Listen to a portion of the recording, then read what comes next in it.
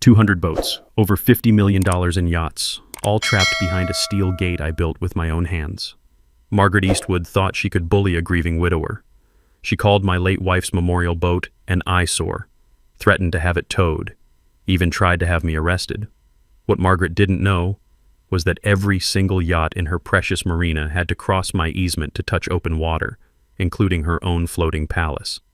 So Tuesday morning, I pressed one button on my phone. Click. Gate closed. Marina access terminated. The sound of 200 diesel engines idling helplessly while their owners pounded on my fence. Pure poetry. What would you do if some HOA Karen called your spouse's memorial an eyesore? My name's Dale Hutchinson. I'm 62, been welding steel for 40 years, and recently became something I never wanted to be, a widower. Sarah and I had 35 beautiful years together before cancer took her last spring. Our daughter Jessica lives up in Portland with the grandkids I barely see. The only thing keeping me sane? Our 1988 Grady White fishing boat, Sarah's Dream. We bought her for our 10th anniversary with money we probably shouldn't have spent. But God, the memories we made on that boat. Sarah loved sitting in the captain's chair at sunrise, coffee steaming in the cool morning air, watching the world wake up over Clearwater Marina. Every weekend now, I sit in that same chair, listening to her favorite wind chimes still hanging from the canopy. The steering wheel's worn smooth from both our hands over the years.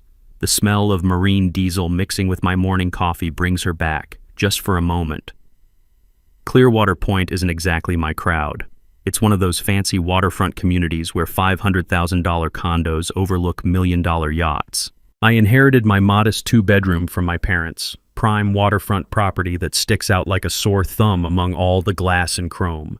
The marina holds 200 slips, and let me tell you, some of these boats cost more than most people's houses. 40-foot cigarette boats, 60-foot Hatteras yachts, custom sailboats with more electronics than the space shuttle.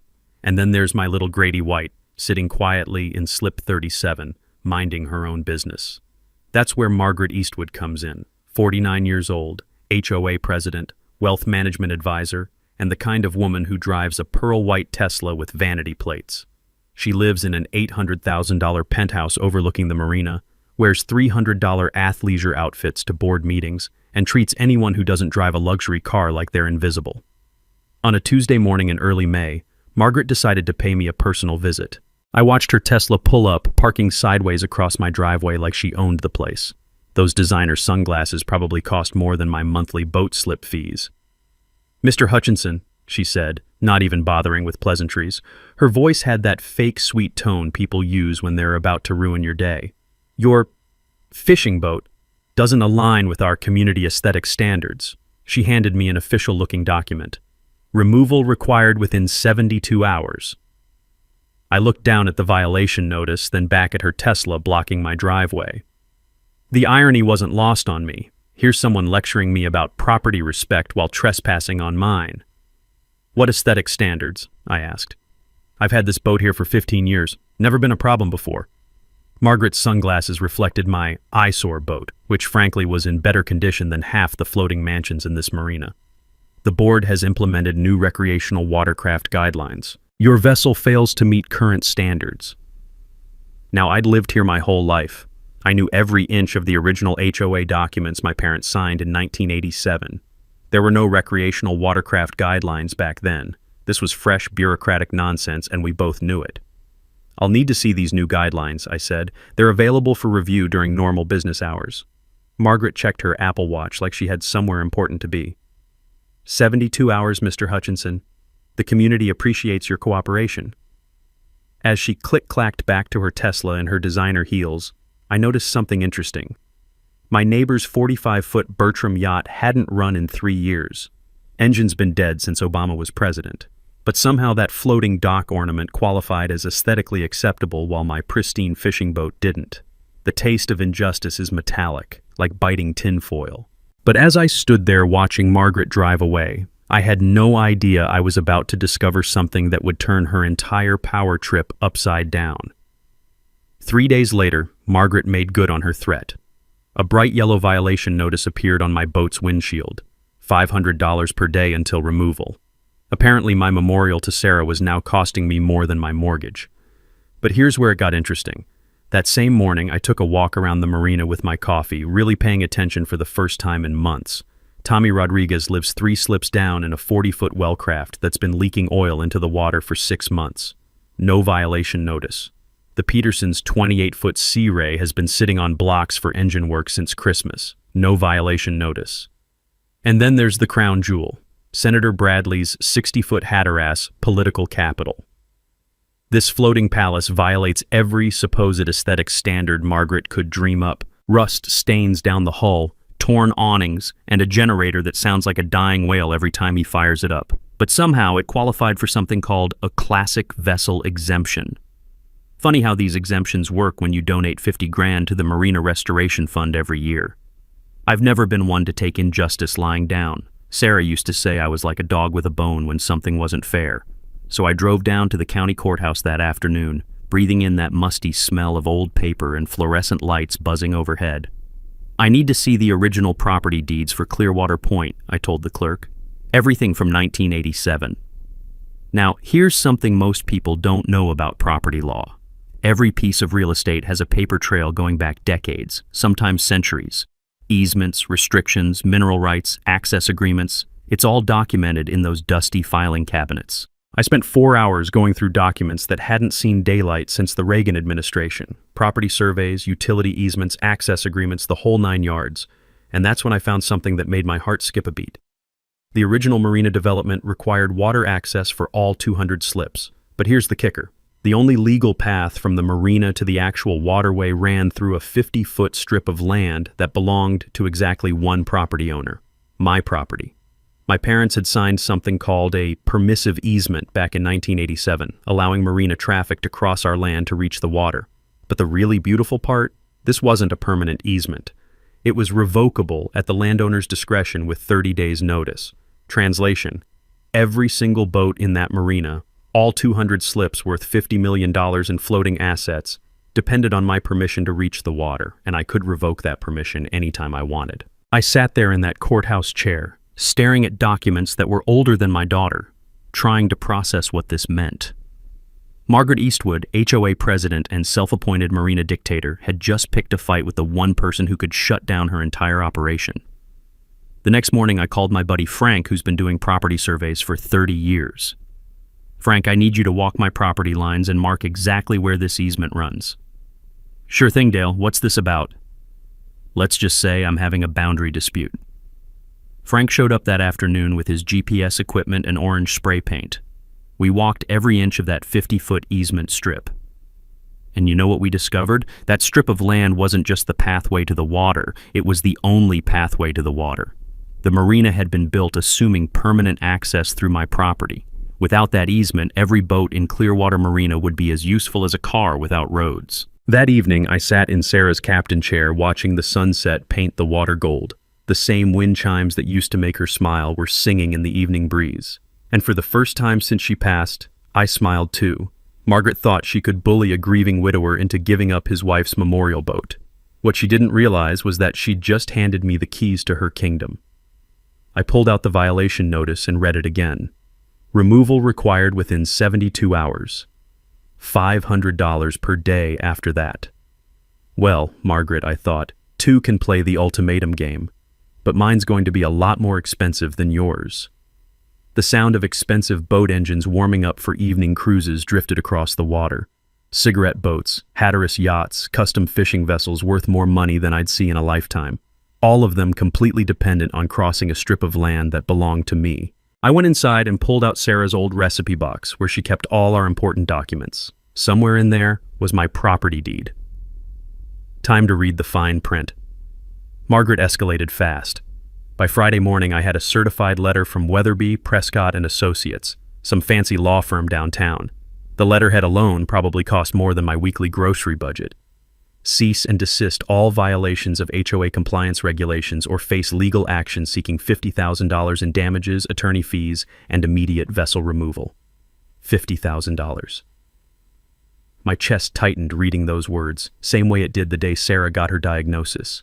I'm living on a fixed income, Social Security and a small pension from the welding shop. 50 grand might as well be 50 million.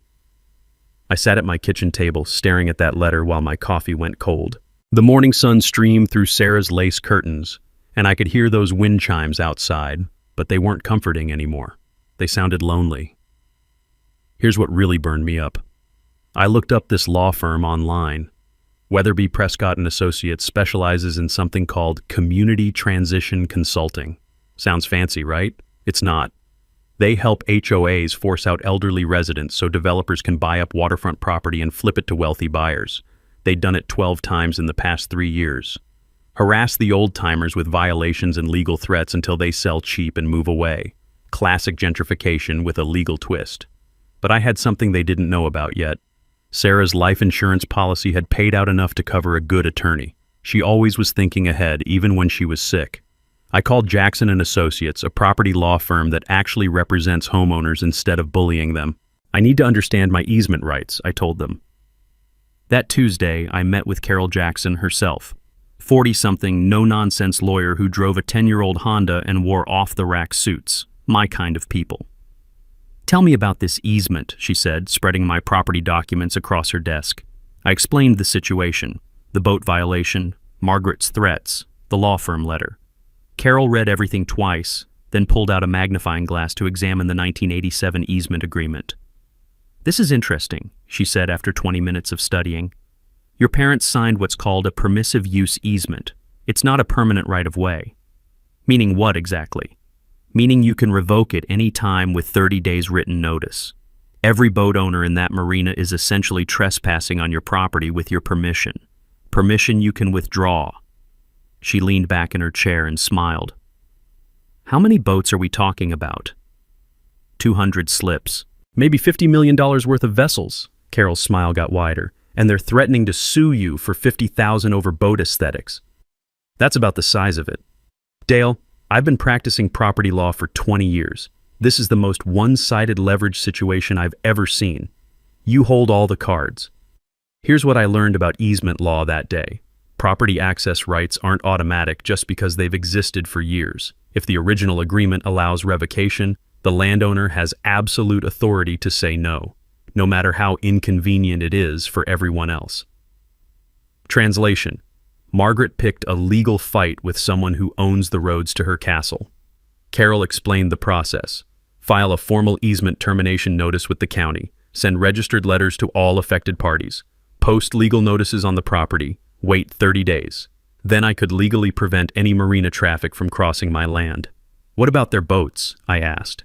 "What about them? Not your problem. They signed marina leases without ensuring permanent access rights. That's their mistake, not yours." The filing fee was $500, exactly what Margaret was charging me per day for my boat violation. Poetic justice. That evening, I stood on my dock watching the evening boat traffic. Cabin cruisers, fishing boats, sailing yachts, all motoring past my property line on their way to and from the marina.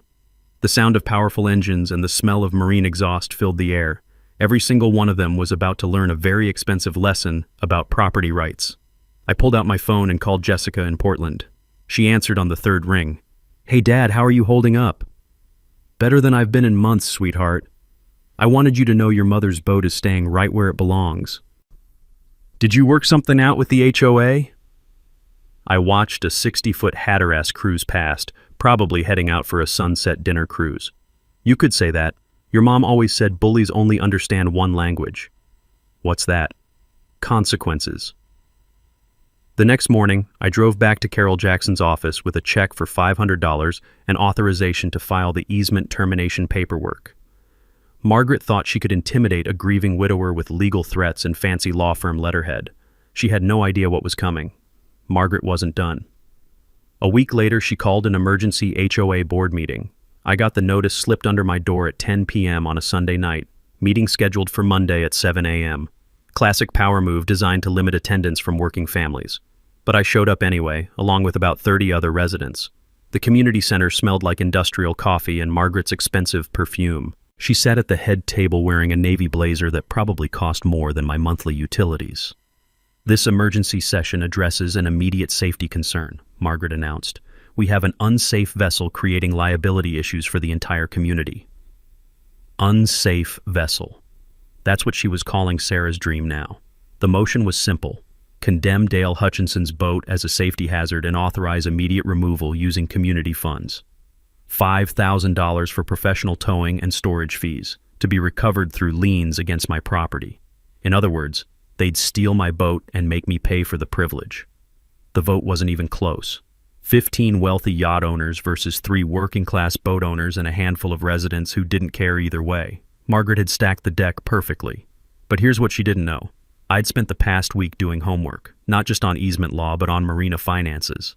Turns out the Clearwater Marina Association had some very interesting revenue streams. Every new resident paid a $15,000 marina access fee when they bought their condo. Non-negotiable. Part of the purchase agreement. Margaret had been collecting these fees for 8 years. That's over $2 million in access fees for something my family provided for free. Free because my parents never charged for the easement. They were good neighbors back when that meant something. I started documenting everything. Every boat that crossed my property line, every time someone used the easement for marina access, every violation of my property rights that Margaret was profiting from. Saturday morning, I set up a folding chair at the edge of my property with a clipboard and stopwatch. The crunch of gravel under boat trailer tires, the squeal of hydraulic lifts, the constant parade of traffic crossing my land without permission. In 6 hours, I counted 87 boats using my easement. Cabin cruisers heading out for fishing trips, sailing yachts departing for weekend races, jet skiers towing their toys to the launch ramp, every single one technically trespassing on private property. My neighbor Tom stopped by around noon. He's the marina maintenance guy, works 6 days a week keeping these millionaires' toys floating and functional. What's with the clipboard, Dale? Just keeping track of who's using my driveway. Tom laughed, but then he saw I was serious. Margaret's really got you wound up, huh? Tom, can I ask you something? How much does the Marina Association pay in access fees for this easement? Access fees? Hell, Dale, I don't think they pay anything. Your family's always just let everyone through. That's what I thought. Tom sat down on my dock, dangling his work boots over the water. You know, Margaret's been talking about expanding the marina, adding 50 more slips on the north side. More boats? More money. She's got investors lined up. Each new slip generates about $5,000 a year in fees. I did the math. 50 new slips times $5,000 equals $250,000 in annual revenue, all dependent on crossing my property. That afternoon, I called a surveyor, not just to mark property lines this time, but to document exactly how the easement worked, where the boundaries were, what percentage of marina traffic crossed my land, how much commercial value my property access provided to the Marina Association. The surveyor's GPS equipment beeped and chirped as we walked the property lines. Orange flags marked every corner, every boundary, every foot of the easement strip. This is unusual, he said, studying his readings. The marina has no other water access. Everything goes through this 50-foot corridor. Everything? Boats, trailers, service vehicles, emergency access, utility maintenance. It's a total bottleneck. Translation: I didn't just own part of the marina's access. I owned all of the marina's access. That evening, I sat in Sarah's captain chair watching Margaret's Tesla pull into her parking spot. She walked across my easement every day going to and from the marina office. Even her daily routine depended on my property. The wind chimes sang in the evening breeze, same melody Sarah loved. But tonight they sounded different. Not lonely anymore. Determined. I pulled out my phone and called Carol Jackson. It's Dale. I want to file that easement termination. Are you sure? This is going to affect a lot of people. I watched another expensive yacht motor past my property, heading out for a sunset cruise. Margaret called my wife's boat unsafe and voted to have it stolen. I'd say she affected me first. Okay, Dale. 30 days notice starting tomorrow. I'll have the paperwork ready by morning. The next phase was about to begin. Thursday morning, I walked into the county clerk's office carrying Carol Jackson's paperwork, the same fluorescent lit room where I'd discovered the easement in the first place. But this time, I wasn't researching. I was taking action. I need to file a formal easement termination, I told the clerk. She looked over the documents, stamped them with that satisfying bureaucratic thunk, and handed me the receipt. 30-day notice period starts today. You'll need to post copies on the affected property and send registered letters to all impacted parties. All impacted parties meant every single boat owner in Clearwater Marina. 200 certified letters at $4 each. $800 to inform an entire community that their marina access was about to disappear. Money well spent. But the real revelation came that afternoon when I met with Carol to review the Marina Association's financial records, public documents, available to any community member who bothered to ask. "Look at this," Carol said, spreading spreadsheets across her desk. Marina access fees collected over 8 years, $2.3 million. For what? For the right to cross your property. Property your family has provided access to for free since 1987. I stared at those numbers. $2.3 million. Margaret had been charging residents for something that belonged to me. "There's more," Carol continued. "The Marina expansion project. They've got investors committed to financing 50 additional slips based on guaranteed access rights. Access rights they don't actually have." Exactly. The investment prospectus lists permanent marina access easement as a key asset. But your easement is revocable, has been from day one. The financial impact was staggering. Without guaranteed access, the marina expansion would collapse. Existing slips would lose significant value. Property values throughout Clearwater Point would crash. All because Margaret decided to pick on a widower's memorial boat. "How much are we talking about?" I asked. "Conservative estimate, if marina access disappears, property values drop 20 to 30%. That's about $20 million in lost equity for the community. $20 million versus my $50,000 lawsuit threat. Margaret had brought a knife to a nuclear war. But here's what really got me. Carol showed me the legal correspondence between Margaret and her investors. They knew the easement was revocable. They'd done title research. They understood the risk. Margaret had been gambling with the entire community's property values, betting that a grieving widower wouldn't fight back.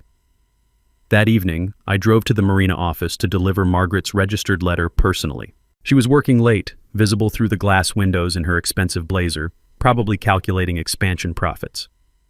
I knocked on the door. She looked up, clearly annoyed at being interrupted. "Mr. Hutchinson, what do you want?" I handed her the certified letter. "Easement termination notice, 30 days. Margaret opened the envelope and read the first paragraph. Her face went from annoyance to confusion to pure panic in about 15 seconds. "You can't do this." "Actually, I can. My property, my choice." "But the marina, the expansion, the investors." "Not my problem." Margaret's voice got shrill. "This will destroy property values for everyone. Should have thought of that before you called my wife's boat an eyesore."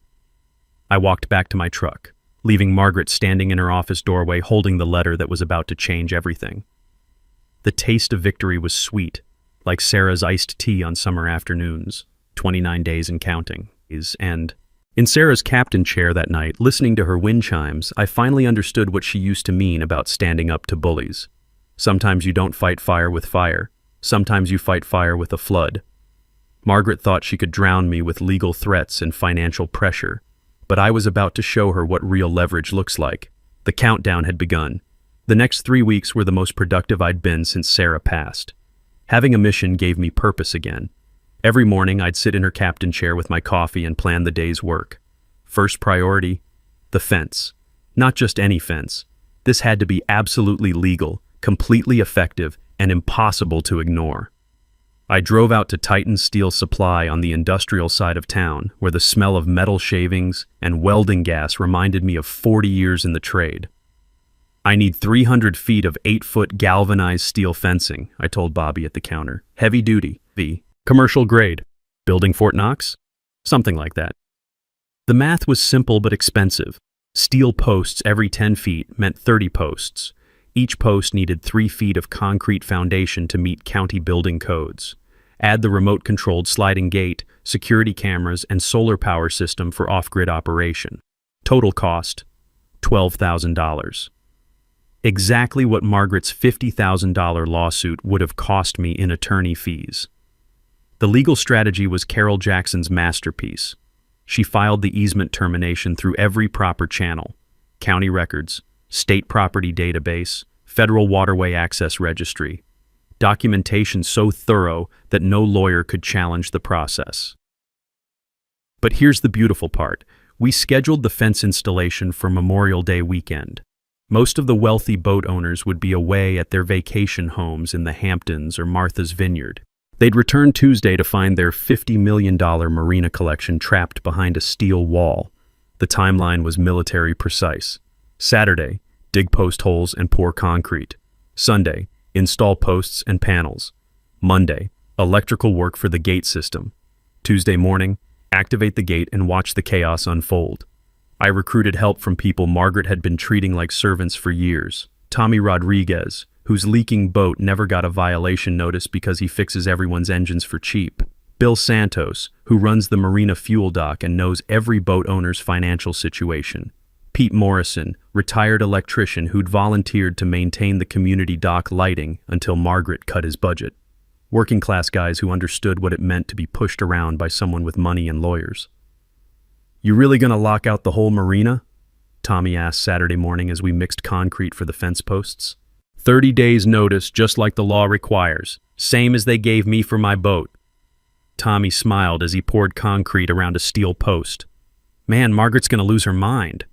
The technical details mattered. Each post had to be exactly aligned, perfectly plumb, and set in concrete according to county specifications. The gate system required buried electrical cables, solar panels for power, and remote control capability. I'd learned a few things about electronic gate systems over the years. The key is redundancy. Primary power from solar panels, battery backup for cloudy days, manual override for emergencies, and most importantly, remote operation from inside my house. Pete Morrison handled the electrical work like a surgeon. "This gate's going to be bulletproof," he said, connecting the final control wires. "Tamper-proof locks, motion sensors, security cameras. Nobody's getting through without your permission." The financial calculations kept me motivated. Carol had shown me exactly how much the marina generated in revenue per month. Slip fees, fuel sales, maintenance contracts, access fees, about $80,000 monthly, all dependent on crossing my 50-foot strip of land. My leverage calculation was simple. Charge $100 per month per boat for easement access. 200 boats times $100 equals $20,000 monthly, more than enough to cover my legal costs and provide Sarah's memorial boat with the protection it deserved. But the real plan wasn't about money. It was about respect. Sunday evening, with the fence nearly complete, I got a call from Jessica in Portland. "Dad, are you sure about this? It sounds pretty extreme. Your mother always said bullies don't understand anything but strength. But all those boat owners..." "Jessica, they sat in that room and voted to steal your mom's boat. They could have stood up to Margaret, but they chose the easy path. Sometimes consequences are the only teacher that works." Monday night, I did the final system test. Solar panels charged, batteries full, gate mechanism smooth and quiet, security cameras recording in high definition, remote control app working perfectly on my phone. Tom Martinez stopped by around sunset. "This is really happening?" 8 a.m. tomorrow. Gate closes, marina's closed for business. Tom grinned. Wish I could see Margaret's face.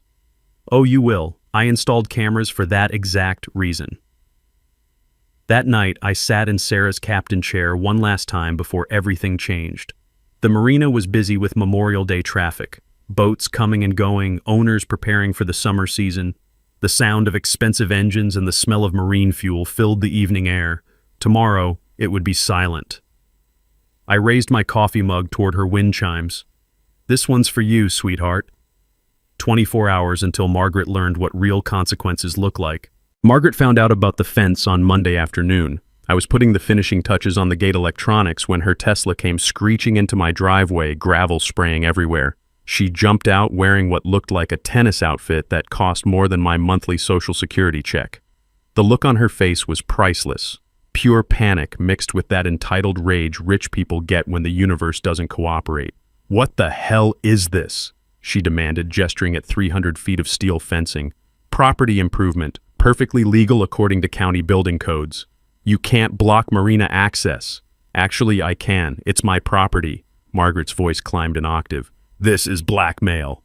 "No, ma'am, this is capitalism. Supply, demand, and property rights." She started pacing back and forth like a caged animal, her tennis shoes crunching on my gravel driveway.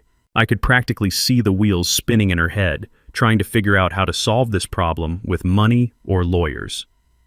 "How much?" she finally asked. "How much what?"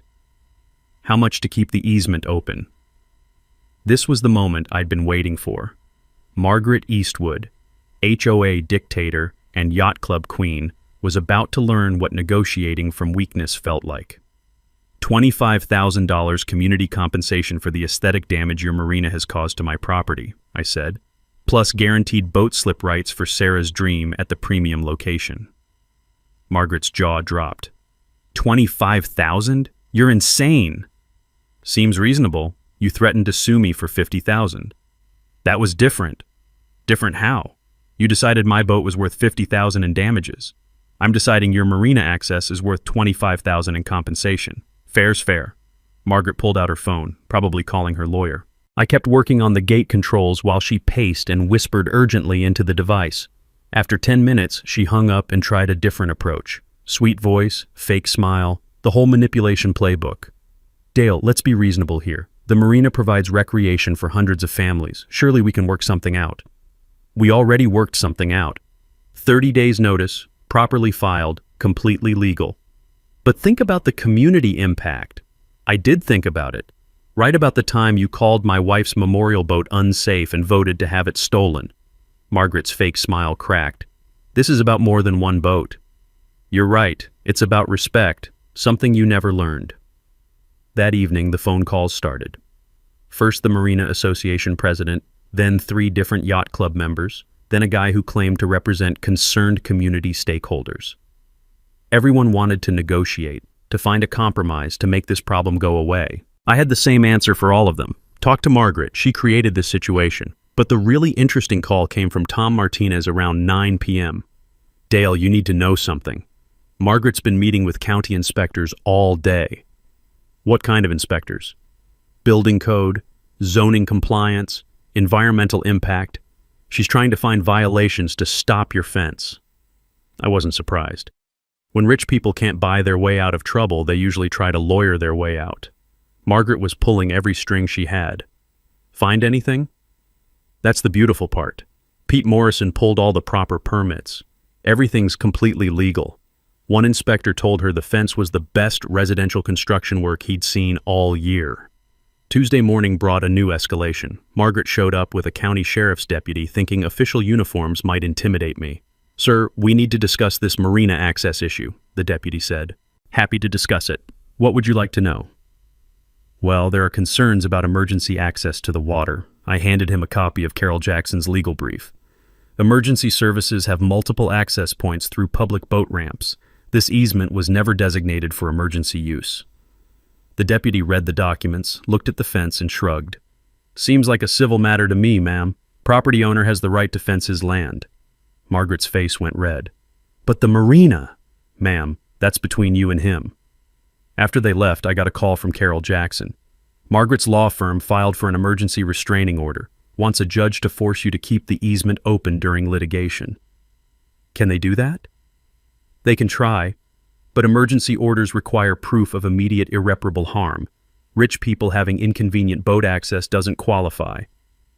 When's the hearing? Thursday morning. But Dale, they're bringing serious lawyers. This could get expensive. How expensive? Maybe $10,000 in legal fees if it drags out. I looked out at my fence, solid steel gleaming in the afternoon sun. "Carol, I've got $12,000 invested in this fence. Another 10 in legal fees is fine. Margaret started a war she can't afford to lose." The battle lines were drawn. 24 hours until the gate closed and the real fight began. Wednesday night, Margaret made her final desperate move, and she made it at 2 a.m., thinking darkness would hide her crime. But I hadn't slept well since Sarah passed, and the motion sensors on my security system were more reliable than Swiss clockwork. My phone buzzed with alerts just after 2:15 a.m. I looked at the security camera feed and couldn't believe what I was seeing.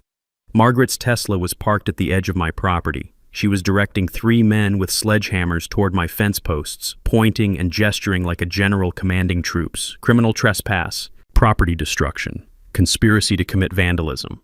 All captured in high-definition video with perfect audio. I called 911 from my bedroom window, watching Margaret's crew attack my fence like they were storming a castle. The sound of steel on steel rang through the quiet night. 911, what's your emergency? Property destruction in progress. 3 men with sledgehammers attacking my fence. I have them on security video. We'll dispatch units immediately. It took the sheriff's department 12 minutes to arrive. 12 minutes of Margaret thinking she could solve her problem with hired muscle and middle-of-the-night crime. But here's what Margaret didn't know about steel fence construction. Pete Morrison had anchored those posts in 3 feet of reinforced concrete. Her sledgehammer crew managed to scratch the paint and dent one panel. The fence held like a fortress. When the deputies arrived with flashing lights and sirens, Margaret tried to play innocent. Officers, we were just inspecting potential safety hazards with this illegal fence. Ma'am, safety inspections don't happen at 2 a.m. with sledgehammers. The lead deputy, Sergeant Rodriguez, looked at my security footage on his tablet. Crystal clear video of Margaret pointing at fence posts while her crew attacked them with tools. Ma'am, you're under arrest for criminal mischief, trespassing, and conspiracy to commit property destruction. Watching Margaret get handcuffed in her designer athleisure wear was better than Christmas morning. Her fake nails clicking against the steel handcuffs. Her perfectly styled hair getting messed up as she struggled. This is harassment. I'm calling my lawyer. You can call from the station, ma'am. Thursday's emergency court hearing was a disaster for Margaret's legal team. Turns out judges don't appreciate property owners who try to solve legal disputes with midnight sledgehammer attacks. Your Honor, Margaret's lawyer argued, the easement closure will cause irreparable harm to Marina access. Judge Harrison, a no-nonsense woman in her 60s, wasn't impressed. Counselor, your client was arrested last night for attempting to destroy the fence with hired vandals. Are you seriously asking this court to reward criminal behavior? That was a misunderstanding, Your Honor. A misunderstanding caught on security video. Judge Harrison held up still frames from my cameras. Mr. Hutchinson, has your client offered any compensation for this attempted property destruction? Carol Jackson stood up. No, Your Honor. In fact, the defendant has refused to pay for fence repairs and has threatened additional legal action. Motion denied. Mr. Hutchinson has absolute right to control access to his property. If the Marina Association wants easement access, they can negotiate compensation like any other business arrangement. Margaret's insurance company dropped her that afternoon. Turns out, intentional property destruction voids liability coverage. Her criminal charges meant personal financial responsibility for any damages or lawsuits. The phone calls that evening were desperate. Marina Association board members, yacht club officers, even the mayor's office. Everyone suddenly wanted to negotiate. But I had one answer. The gate closes tomorrow morning as scheduled. Anyone wanting access after that can submit written proposals through my attorney. Tom Martinez stopped by around sunset with inside information from the Marina office. Margaret's in full panic mode, he said. She's been calling investors all day, trying to explain why the expansion project is collapsing. What are they saying? They want their deposits back. $2 million in development funding gone. The Marina Association doesn't have that kind of cash. Bankruptcy? Unless they can get easement access restored fast. And word's getting out about Margaret's arrest. The yacht club's talking about removing her from all leadership positions. That night, I did final checks on the fence and gate system. Solar panels charged, batteries full, cameras recording, remote control tested and ready. Everything perfect. I sat in Sarah's captain chair one last time before the Marina went silent. The evening boat traffic was lighter than usual. Word had spread about tomorrow's deadline. Smart owners were getting their boats out before the gate closed. The wind chimes sang their gentle song, same melody that brought Sarah peace during her final months. Tomorrow would bring chaos, confrontation, and consequences. But tonight, everything was calm. I raised my coffee mug toward the Marina lights reflecting on the water. Sarah, justice is coming, just like you always said it would. 8 hours until Margaret's world changed forever. Tuesday morning, May 30th, 8 a.m. sharp. I sat in my kitchen with coffee and Sarah's old recipe box, watching the security cameras on my tablet. 57 boat owners were returning from Memorial Day weekend, expecting normal Marina access. Instead, they found 300 feet of 8-foot steel fence with a locked gate and a large sign. Private property, easement terminated, no Marina access. I pressed the app on my phone. The remote gate mechanism engaged with a satisfying mechanical thunk. Locked tight. Game over. The first car arrived at 8:15 a.m., a silver BMW towing a 28-foot contender. The driver got out, walked to the gate, pulled on the handle. Nothing. He read the sign, pulled out his phone, started making calls. By 8:45, there were 37 vehicles backed up on Marina Drive. Boat trailers, RVs towing jet skis, luxury cars full of families returning from weekend trips. The smell of boat exhaust mixed with frustrated voices carried across the water. At 9:20, Margaret arrived in her Tesla, still wearing yesterday's clothes and looking like she hadn't slept. She marched to the gate and started yanking on it like a woman possessed. "Dale!" she screamed toward my house. "Open this gate right now!" I finished my coffee, walked outside, and stood on my deck where everyone could see me. About 50 people had gathered by then, all staring at the fence that separated them from $50 million worth of trapped boats. "Morning, Margaret. Beautiful day, isn't it?" "You can't do this. It's illegal." "Actually, it's completely legal. Filed all the proper paperwork, followed every regulation. Carol Jackson made sure of that." Margaret's voice cracked with desperation. "But our boats, the Marina." "Not my problem. You had 30 days to negotiate." That's when Channel 7 News arrived, then Channel 12, then a reporter from the Tribune with a photographer. Word about a $50 million Marina shutdown spreads fast in a waterfront community. Sheriff Deputy Martinez showed up around 10 a.m. to manage crowd control. The parking situation had become a traffic hazard, with boat trailers blocking the main road. "Mr. Hutchinson," he called out, "we need to discuss this situation." "Happy to discuss it, Deputy. What would you like to know?" "Well, there's some concern about public safety with all these blocked vehicles." I handed him a copy of my easement termination documents and Carol Jackson's legal opinion. "Everything's filed properly, Deputy. These folks just need to find alternative marina access." Margaret pushed through the crowd, desperation making her voice shrill. "There is no alternative access. This is the only way to reach the marina. Should have thought of that before you threatened to steal my boat." The crowd was getting ugly.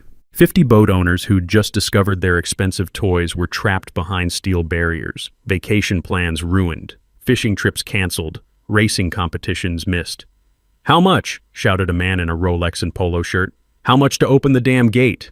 "No amount," I replied. "The easement is terminated. Anyone wanting access can submit written proposals through my attorney."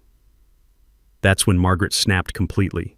She grabbed the fence with both hands and started shaking it, screaming about lawsuits and property rights and community destruction.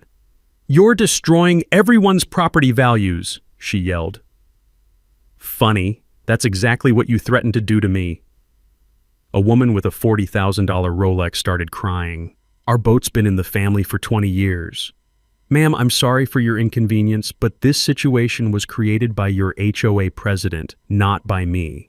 That's when the crowd turned on Margaret. 50 angry boat owners who'd just learned their marina access was gone because she'd picked a fight with the wrong widower. "Margaret, you said this was handled. You told us the easement was permanent. We paid marina fees based on guaranteed access." Margaret tried to maintain control. "Everyone calm down. We'll get lawyers. We'll fix this." "With what money?" shouted the man in the Rolex. "My slip fees are paid through October." I pulled out the security footage from her midnight sledgehammer attack and showed it to the news cameras. This is how Mrs. Eastwood tried to solve the problem: criminal trespass and property destruction. The crowd's anger shifted entirely to Margaret. 50 wealthy boat owners, realizing their marina access had been destroyed by their own HOA president's arrogance and criminal behavior. Channel 7's reporter, a sharp young woman named Katie Morrison, interviewed me on camera. "Mr. Hutchinson, what would it take to restore marina access?"